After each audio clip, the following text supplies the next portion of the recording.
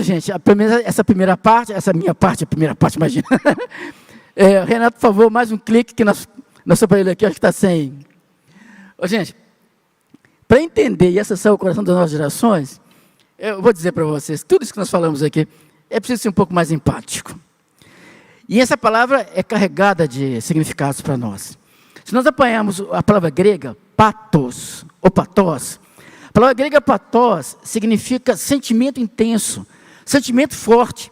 Mas quando eu contraponho a palavra pathos, o prefixo alfa, no caso o nosso A, gera a palavra apatia.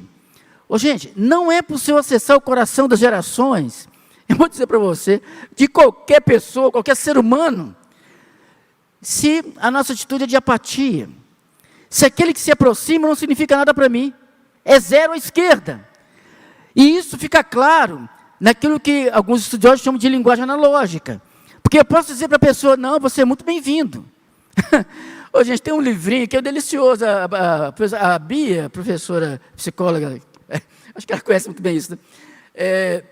Tem um escritor, foi até professor da Universidade Federal de Minas Gerais, professor Pierre Vaillant, era um francês radicado em Minas. Ele escreveu um livro chamado Corpo Fala. Gente, é muito interessante o livro, e ele é todo cheio de ilustrações curiosíssimas, né?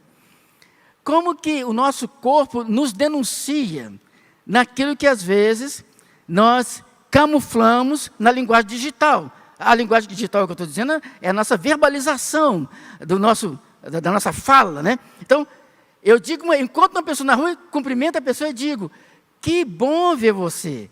Mas o meu corpo já está todo virado para outra direção, entendeu? Então, com a minha fala eu digo, que bom. Mas com o meu corpo eu digo, meu Deus, que perda de tempo. Eu estou querendo ir embora. Vocês notaram isso?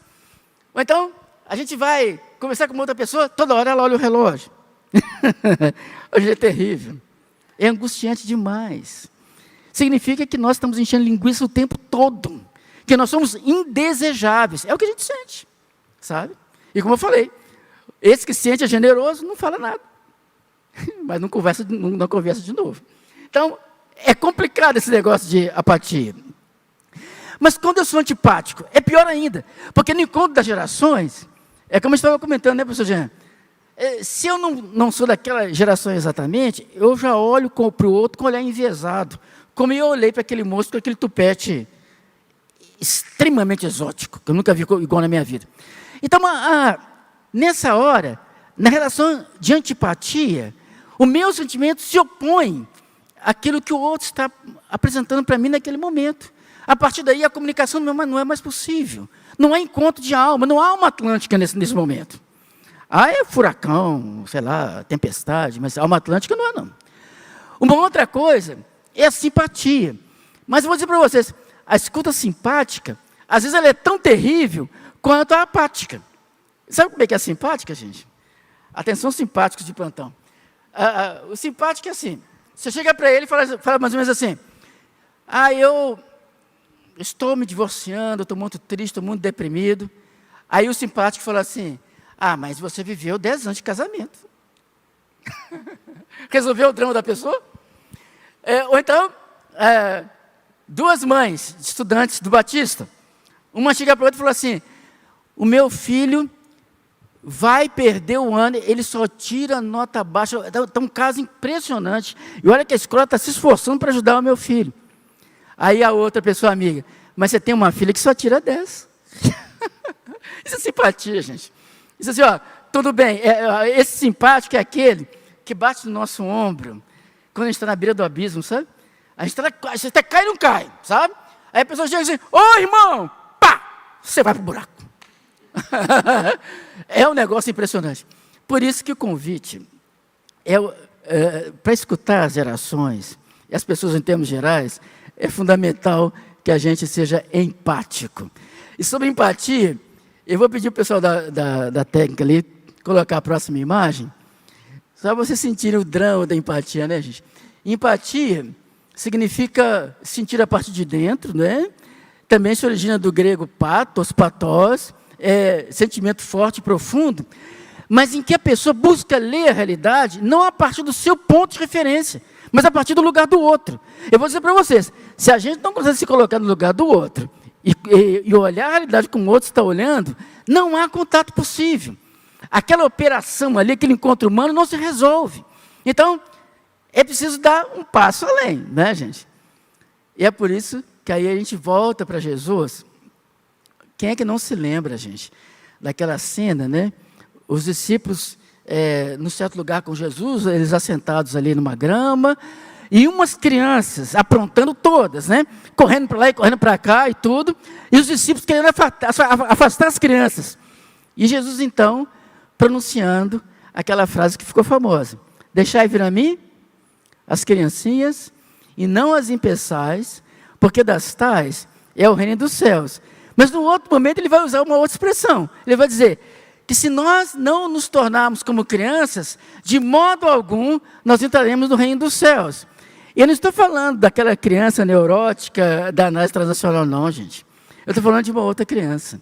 Daquela pessoa que é capaz de expressar os seus sentimentos, os seus afetos.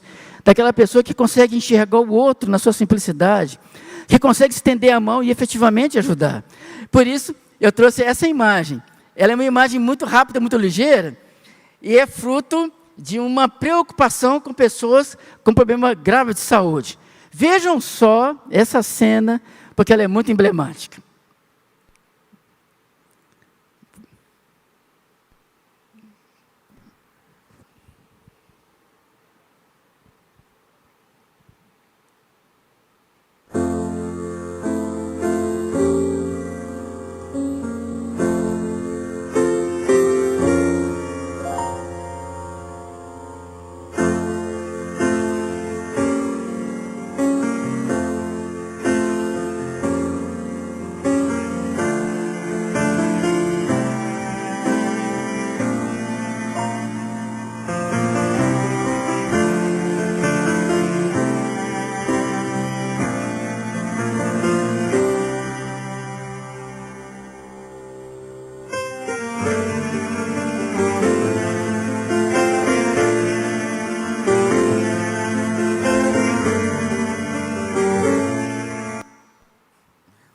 Essa é a empatia das crianças, sabe? Ou pelo menos de algumas delas, né?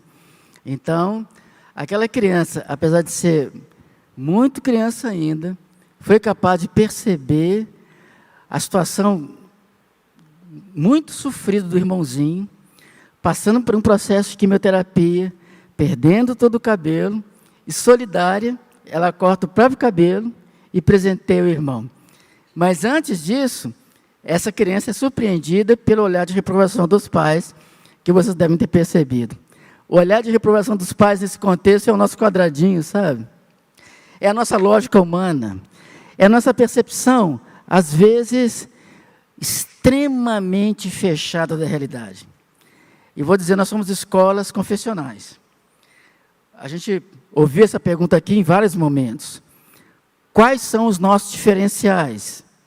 Então, é sempre bom lembrar, né, que o nosso diferencial passa por esse caminho, da percepção do outro, e de um gesto que deveria acompanhar essa percepção do outro, que faz o movimento que nós denominamos aqui anteriormente de transcendência, ou então de alteridade. Eu consigo fazer o movimento na direção desse outro, que precisa da minha atenção, do meu olhar atento. E nesse processo, nós criamos vínculos. E aí, uma das coisas que o professor Jean mencionou no princípio, é que, por exemplo, os jovens da geração Y, os millennials, e os da geração Z, os centennials, eles não são tão ligados assim, como os baby boomers, por exemplo, né? As instituições, as empresas nas quais eles trabalham, né? A volatilidade é muito maior, as pessoas circulam mais, elas não param muito no mesmo lugar. Mas eu vou dizer para vocês, não param em muitas circunstâncias, mas se por acaso se estabelece um vínculo, a possibilidade disso acontecer se torna evidente, se torna real. E as pessoas acompanham. Quem é que nunca teve experiência de reencontrar com seus estudantes muito tempo depois? E tem momentos especialíssimos. eu fico assim, sabe, aí é a experiência, né? A gente vai tendo pela vida, né? Eu me lembro que eu tinha um estudante lá, lá em Belo Horizonte, que era um moço muito tímido, e muito fechado. E um dia, ao terminar uma das assembleias, que é o momento que a gente tem com os estudantes, né, que tem características de culto, mas também é um espaço de reflexão, de confrontar ideias, enfim. Terminou lá, esse moço me procurou. E me fez uma pergunta que eu não soube responder no momento. Ele me perguntou sobre um historiador, sobre quem ele tinha lido, e que eu não conhecia.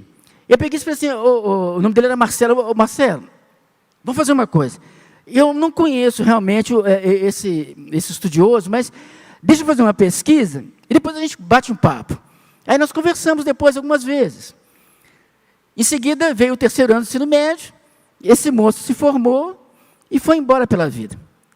Anos depois, eu já mais, né, naquela época próximo da terceira idade, hoje eu estou no coração da terceira idade, naquela época eu estava só próximo, eu resolvi voltar à escola, estudar um pouco mais. Aí fui fazer o meu mestrado em psicologia. Num certo momento, lá na hora do intervalo, eu estava sentado numa mesa com um professor meu e mais um colega, e passou alguém no refeitório lá, não é, da Fafiche, a famosa Fafiche lá da Federal, e esse moço passou e falou assim, pastor! Eu falei, Jesus Cristo, o que eu estou fazendo de errado aqui? Para gritar desse jeito, com os credos. Mas, quando eu me aproximei dele, eu percebi, ele usava uma barba grande naquele contexto, eu não consegui identificar a pessoa no primeiro momento. Ele me chamou, pastor Rubens. Eu falei, nossa, mas, desculpa, mas você é... Nessa hora eu não tive como escapar, sabe, desses mantras evangélicos, né? Tipo assim, ô brother, ô irmão. Aí você sai pela tangente, né? E não passa pelo vexame de não lembrar o nome da pessoa. Mas não teve jeito. Você é? Ô, pastor, eu sou o Marcelo. Falei, Marcelo. Mas você é aquele Marcelo que fez aquela pergunta para mim, quando você era do segundo ano do ensino médio? Ele falou, sou eu mesmo. Rapaz, por onde você passou? Ele falou, pastor, eu terminei o curso eu terminei o ensino médio, fui fazer curso de História, aqui mesmo, ali no caso da UFMG, ali em Belo Horizonte. Quando estava no final do curso, eu participava de um projeto de iniciação científica, e eu ganhei uma bolsa para fazer o mestrado, e no mestrado eu ganhei uma outra bolsa para ir para a Sorbonne, Universidade de Paris 8, para fazer o doutorado em História. E agora eu estou voltando aqui para ser professor do mestrado de História do FMG. Aí eu falei assim, caramba, eu pensei, que coisa, olha só, as voltas que o mundo dá. Esse moço estava fazendo, agora era professor do mestrado, e eu, aquele pastor lá da Assembleia, agora, depois de velho, que estava começando um bendito mestrado, e aquele moço, já doutor, com todos os títulos, e eu sentei com ele do lado, e comecei a conversar com ele, ainda falei com ele, Marcelo, você podia até me dar umas dicas aqui de pesquisa, para ver como é que eu vou me sair dessas questões aqui, que eu estou preso nelas. E foi um momento muito especial, e eu lembrei, gente, que quando a semente brota, na perspectiva do Evangelho de Jesus Cristo, e da ação do Espírito Santo, ela dá fruto. E o fruto, dentre eles, é o vínculo afetivo, que marca a história. Eu tenho certeza que todo professor aqui deve ter essa experiência, de encontrar com alguém, às vezes nos cantos mais distantes do mundo, e ser reconhecido como alguém que em algum momento da sua história fez diferença na vida daquela pessoa. Isso é muito importante.